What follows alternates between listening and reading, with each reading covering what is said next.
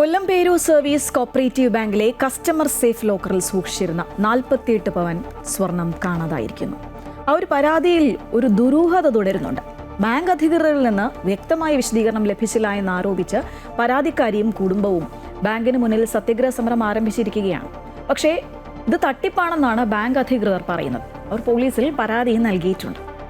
2013 കൊല്ലം പേരൂർ സ്വദേശിനിയായ R Dhanya Perur service cooperative ബാങ്കിൽ locker എടുത്തത്. തുടർന്ന് ഘട്ടം ഘട്ടമായി 48 പവൻ സ്വർണം ലോക്കറിൽ സൂക്ഷിച്ചുവെന്നാണ് കുടുംബത്തിന്റെ വിശദീകരണം. 2024 ഡിസംബർ 10 ബാങ്കിലെത്തി ഒരു കൈചെയിൻ മാത്രം എടുത്ത് മടങ്ങിയിരുന്നു. എന്നാൽ കഴിഞ്ഞ ഏപ്രിൽ 27 വീണ്ടും ലോക്കർ പരിശോധിച്ചപ്പോഴാണ് സ്വർണം കാണാനില്ലെന്ന് മനസ്സിലായതെന്ന് ധന്യ ആരോപിക്കുന്നു.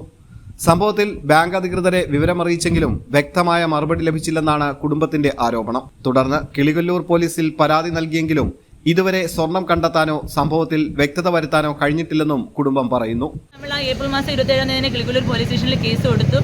ഞാൻ 28 തീയതി വീണ്ടും SP ഓഫീസിൽ ചെന്ന് മേഡത്തിനെ കാണാൻ പറ്റിയില്ല.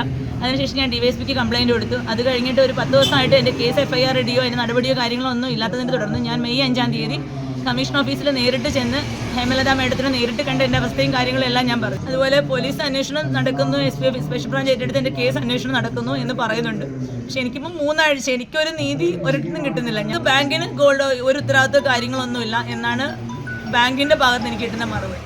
അതേസമയം പരാതിയുമായി ബന്ധപ്പെട്ട് ബാങ്ക് ബോർഡ് ഓഫ് ഡയറക്ടേഴ്സ് അന്വേഷണത്തിനായി ഉപസമിതിയെ നിയോഗിച്ചിട്ടുണ്ടെന്നും അന്വേഷണം നടന്നുവരികയാണെന്നും bank president Chaitra D Thampan അറിയിച്ചു. പരാതിക്കാരിയുടെ മൊഴിയിൽ ചില വൈരുദ്ധ്യങ്ങൾ ശ്രദ്ധയിൽപ്പെട്ട സാഹചര്യത്തിൽ ബാങ്ക് അധികൃതരും കിളികൊല്ലൂർ പോലീസിൽ പരാതി നൽകിയിട്ടുണ്ട്. സംഭവവുമായി ബന്ധപ്പെട്ട് പോലീസ് ബാങ്കിലെത്തി രേഖകൾ പരിശോധിക്കുകയും അന്വേഷണം ശക്തമാക്കുകയും ചെയ്തു.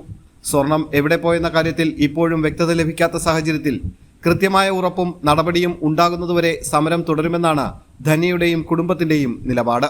അമൃത ന്യൂസ്, കൊല്ലം.